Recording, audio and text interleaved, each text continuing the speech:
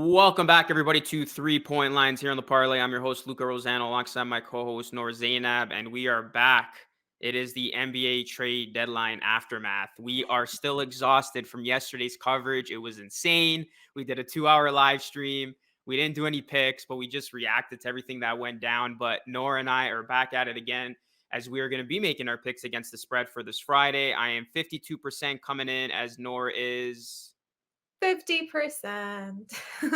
You guys killed it. I was on vacay. I was gone for a little bit to recharge and refresh my batteries. And when I come back, I was scared that my producer would be like, "So Nora, we don't need you here anymore. We found someone else who goes 10 of 10.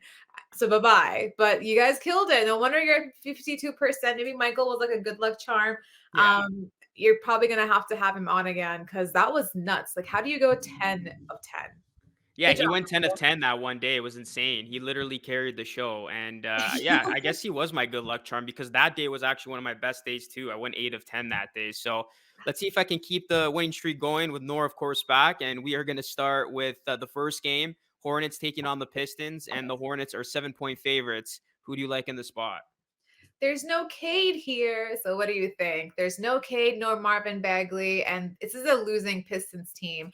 Hornets haven't been that hot either. They haven't really been the Hornets team that we have seen them to be for the past couple of games, I want to say. But then again, they're losing, like they've lost six straight, I want to say, but they're losing against really good teams. They're losing against teams like Raptors and Heat and Bulls and Celtics and Cavs, right? So those are teams that you can kind of chalk it up to moral victories and moral losses or whatever. That's okay. But I think this is kind of where their losing streak should end. This is a Pistons team that if you're playing them to regain some confidence and put a win in your column. So Pistons are also on a back-to-back. They got killed by the Grizzlies yesterday. They have no Kate. They have no offensive weapons that can match what Hornets have. And this is the spread that Hornets should be able to cover and come out and win this. So yeah, give me the Hornets. What about you?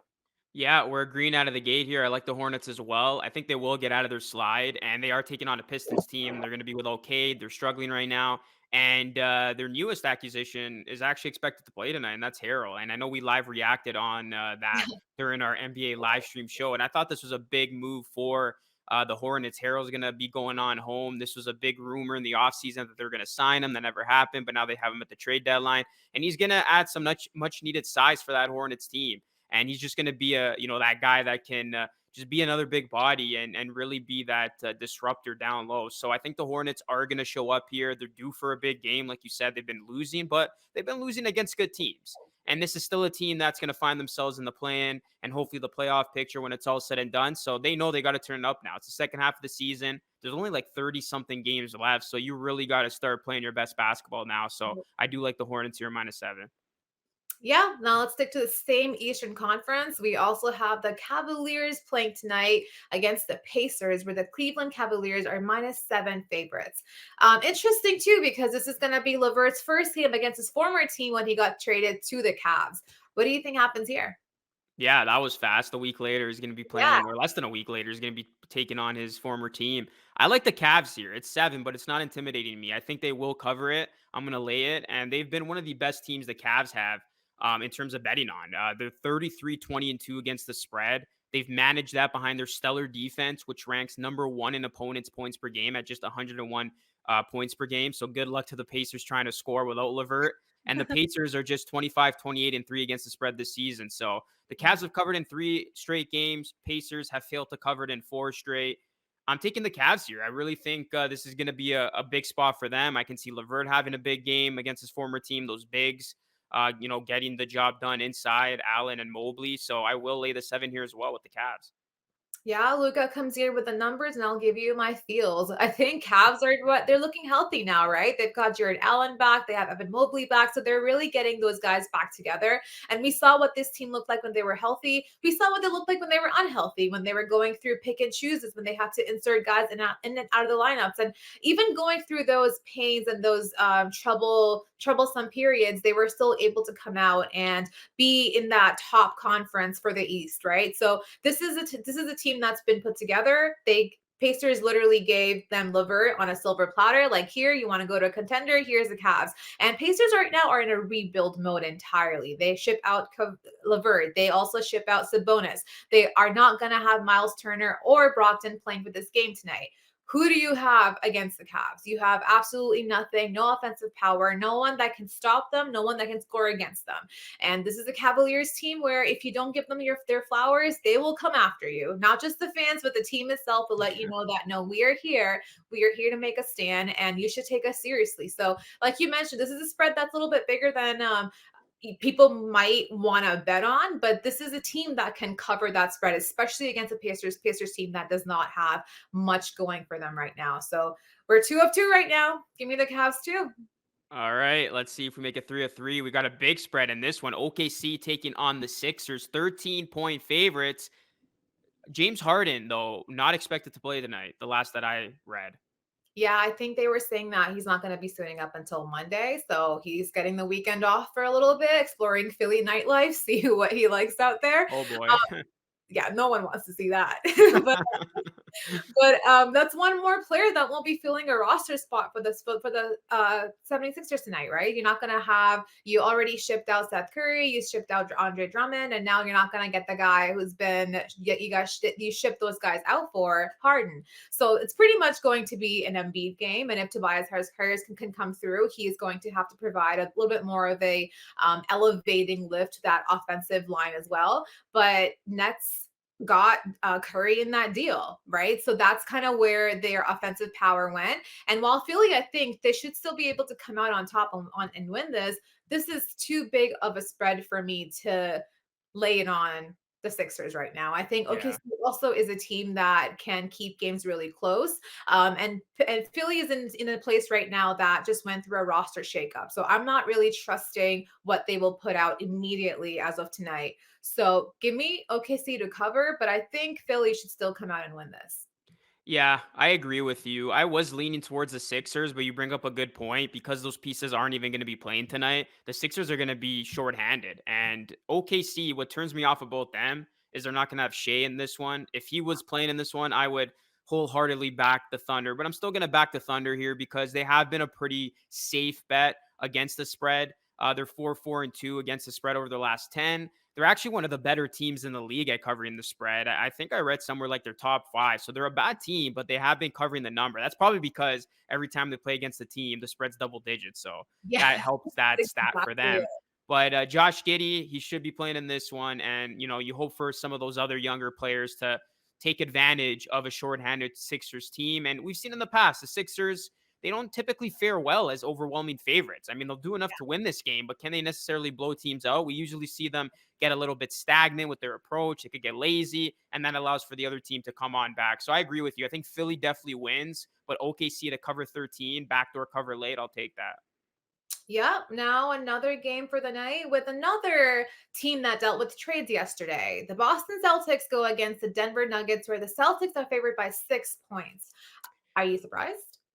Yeah, actually, I'm not. The Celtics look really good right now, and don't look now, but the Celtics are one of the hottest teams in the NBA. I still think they're on that winning streak, right? Like this is a team they're playing incredible basketball. Their defense has been elite, and I'm actually going to take them here. I'm going to lay the 6 points. I think this is a tough spot for Denver. Celtics have been playing a lot better lately, especially around the rim, and I expect Robert Williams in particular to do a solid job against Jokic. And we know with Denver, if you can at least try to slow him down, you have a good chance at beating them. So I really like what the Celtics are all about right now. I feel like they have hit their midseason stride. And you talk about some of the hottest teams in the NBA. The Raptors, obviously, one of the top, but the Celtics are right there. They are making up ground quickly in the East. So I think they get it go. They keep it going here at home. Yeah, that's interesting. I think this was the game that I was concerned about for probably the longest. I spent more time on this spread than anyone else. I mean, only just because I wasn't really sure who would be able to stop Jokic. You did mention they do have some pieces that can't take him, but I just think that after getting rid of Enos Freedom and Schroeder, you don't really have a lot of pieces that can come out, especially now that you're not really sure if Daniel Tease or Derek White will suit up for tonight. And I think you already mentioned Celtics have been on a pretty decent roll. Not that I want to admit it, but they have been a really, really good team. They do have that inconsistency to them, but as of right now, towards the All Star break, they are heading towards an elevated incline. But for me, I just think that having Jokic on the floor, that's going to be a hard person for them to stop, especially not having as many bigs as they would want to have put to kind of throw in his way. I still believe in Jason Tatum and Jalen Brown being able to score, but I think that this is a spread that the Nuggets should be able to cover. They might even come out and win this, depending on how Jokic is going to be playing tonight. If he's going to be on his MVP caliber, or if he just wants to kind of get his teammates going. I think that's what will have to be the deciding factor here. But just in terms of how Jokic has been playing and how he should be the best player on the floor for tonight, I think that at the very least they should be able to cover the -6. All right, so we differ there, which is good. At least we have some contrast with our picks. All right, next game we got the Spurs taking on the Hawks. Big spread here. Hawks favored by 8. Yeah, do you think the Spurs are tanking? A little bit, somewhat, like rebuild tanking, retool tank. Yeah, I would say they're retooling, but yeah, they're definitely not playing to win it this season. Yeah, not at all. When you get rid of Derek White on your team, when you're shipping out Thaddeus Young, and then you're also going to buy out Dragic. Like you're not really sure what's happening with the Spurs and the front office right now. And they have Langford and Richardson that they got yesterday, but they won't be making their debut until Monday. And Atlanta has covered the spread in 8 of their last 9 home games. And those games also came against teams like the Suns and the Celtics. So this is a Hawks team that started off really, really slow and that people weren't sure about. They thought that, I mean, including us, we weren't sure what had happened to them. This is the team that was taking the league by storm. And then starting the season off, they just weren't the team that you had seen before. But being able to do what they have been doing recently on the back of Trey Young and having a coach there that can make some adjustments and put his players in the position to win, I think they should take this. Spurs are pretty much tanking. They have been losing by 10 points more than 10 points the past couple of games. And I don't think they'll be able to stop a red hot Trey. So give me the hot. Yeah, I agree with you. The Hawks are 7-3 in their last 10 games and have one of the best net ratings in the league. You look at the Spurs, they're going to be shorthanded. They just traded away Derek White. And yeah, this is going to be a team that I think is going to have a tough time stopping Trey Young and company. The Spurs are 20th in the league in defensive rating over the last 10 games. So all arrows point that this is going to be a big offensive day for the Hawks, especially Trey Young. And this is a Hawks team. They usually cover the spread when they are at home, especially of late. This is a team that's turned the page on their season. They're going to be looking to make a run and get back into the playoff mix. So I do like the Hawks here. San Antonio, yeah, they're looking ahead to next season and beyond. They have some good young pieces there, but they're clearly playing the long-term game with this. So it would not hurt them if they, lose more than they win down the stretch, just to better their chances of a good pick. So I like the Hawks here. Yeah, it looks like that's kind of the direction they're heading into right now. Now, but we could call the game of the night the Yep. Timberwolves and the Bulls, where the Bulls are favored by -3.5. Any thoughts? This is gonna be good. I know you're looking forward to this game. This is the game of the night on a pretty weak NBA schedule. I'm not gonna lie, there's a lot of big spreads. This should be the most entertaining one. So with that being said, I think it's gonna be exactly that. I think it's gonna be entertaining. I think it's gonna be nail biting. It's gonna go down to the wire. So I will take the points. I will go +3.5 with Minnesota. The teams have split their last 4 meetings, but the Timberwolves have won 9 of their last 12, and they were actually covering every single game during that win streak before they did lose to the Kings and the Montes Sabonis' debut for them. And the Bulls are coming off a strong showing in Charlotte, and they have been very profitable as a home favorite and just being at home in general. But I do like how the Timberwolves have been playing. I'm going with that high. I know they dropped one the other night, but you look at their body of work. This has been a team that has definitely turned the page on their season. And I think they're going to keep this very, very close. So I like them to even maybe win this game. So I will take them here +3.5. Yeah, I think it's gonna be a really, really good game. I do wish that the Wolves were a little bit more healthy. I think currently there's gonna be no D'Angelo Russell, and I think Anthony Edwards is also questionable as of right now, which probably means he's not gonna be suiting up for tonight. So it's gonna have to come down to Karl Anthony Towns and for him to take over and see what happens through there. But on the other side, Vooch should be coming back for this one. So you're gonna have Vooch there, you will have Levine there, you will have DeRozan there, and Caruso is also heading towards a slow but sure return back to the lineup.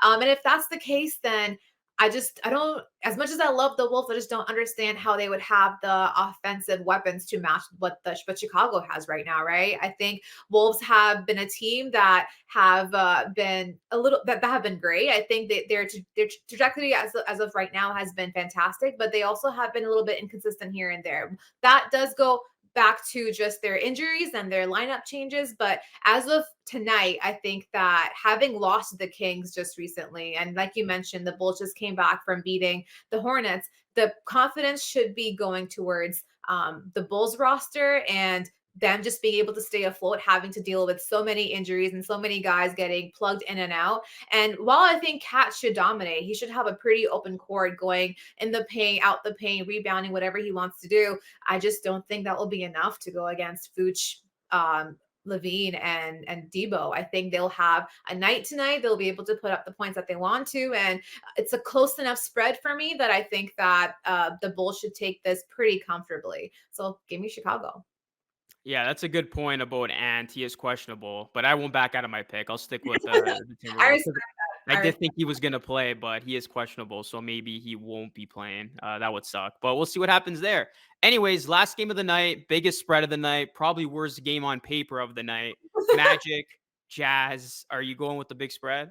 This is going straight to DVR and YouTube. I don't see. I was thinking about this too because I don't like the big spread. I don't like minus 13 and a half, especially for the Utah Jazz, who just haven't really sold me on who they are. I get, Gobert's not in the lineup. You've had Mitchell in and out here and there, but they just haven't been that Utah Jazz that you expect them to be. But it's the Magic. Like, how do you Yeah. give Magic any incentive there? Like, how do you let the Magic think, okay, well, I think you can bounce back and do something here? So when the Jazz do win, they win big. And when the Magic Yeah. lose, they lose big. So the spread kind of makes sense. Suggs is out. Suggs should not be there. And if Suggs is not there, that already leaves you a lack of any kind of weapon that you want to have as a Magic fan that you already have been lacking to begin with because you're the Orlando Magic. And with no Suggs and a healthy Donovan Mitchell back in the lineup, I think Utah should cover. I think they should cover. It is too big of a spread where I'm like, oh, Yeah. I don't know, like maybe somehow they might just lose by 12. You have no idea, but I'm gonna give the edge to Utah here. That this is Magic. This is a Magic team, and you can blow them out. So please blow them out. What about you? Yeah, the Magic suck. I can't side with them at all. And hey, the Jazz are coming off a win where they blew out the Warriors, so they got that going for them. And you just look at everybody who's out for Orlando: Bull out, Fultz out, Hampton out, Jonathan Isaac out, Suggs questionable, and then Wagner out. And Wagner's been one of their best players, the young rookie, of course. And yeah, there's no Gay or Gobert, but they have done just fine without Gobert recently. Donovan Mitchell has really upped his game. The Jazz have covered the spread in their last 3 games, and the Magic are just 8-23 on the road this season. It's a big number. We hate taking big numbers, but I feel like you have to here. The Magic are a bad team right now, worst team in basketball. They're not worried about winning any more games going forward. They want that number one pick. I think the Jazz do blow them out here, so I will lay 13.5. And you heard it here first. If we are wrong, it's on the Jazz, not on us. You have to beat them. You're the Western Conference. You're what? Number three, number four. This is the Magic. You can blow them out. Not on us. Hopefully. Hopefully. Yeah, it's Yeah. not on us. Hopefully we can at least get a nice record going like we did last time with myself and Mikey saying hopefully me and Noor can become the new good luck charm and keep these picks winning. But let us know who you like tonight. We got 7 games, 4, 5, 6, 7, 8 games in the NBA. And yeah, we're gonna see how these games play out. There's a lot of big spreads, so the favorite has been a good bet lately. They have been on the money, no pun intended. So definitely get those bets in and we'll see how we do. And we'll be back on this show on Monday. This is 3 Point Lines here in the parlay. Thank you so much for watching. Have yourselves a great weekend.